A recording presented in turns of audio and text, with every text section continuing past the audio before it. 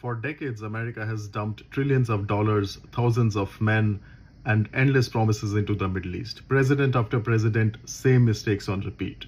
You probably thought it was all about oil. I did too. But Stephen Simon, the author of Grand Delusions, says we were all dead wrong. So Simon is not some armchair critic.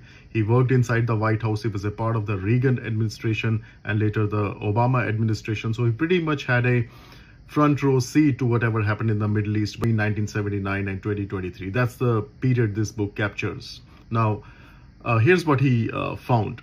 Every new president arrives into the White House thinking they have cracked the Middle East code. Of course, they all turn out to be wrong because they end up making the same set of blunders. Reagan secretly sold arms to Iran. Bush Sr. won the Gulf War but let Saddam Hussein stay in power. Bill Clinton impoverished millions of Iraqi civilians via his sanctions. Bush Jr. invaded Iraq on the pretext of phantom WMDs with zero thoughts for the day after. Obama armed the rebel groups in Syria, leading to the rise of the ISIS.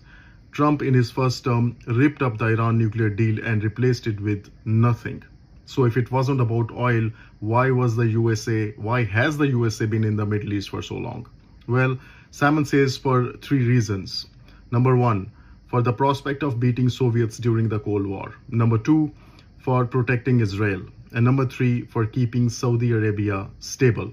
Now, these commitments have just never ended, especially number two and number three, even after the Cold War was over. Simon calls it the Grand Delusion, America's somewhat arrogant belief that it could fix the Middle East on its own terms without the region fighting back. The region always fought back. We are in 2026.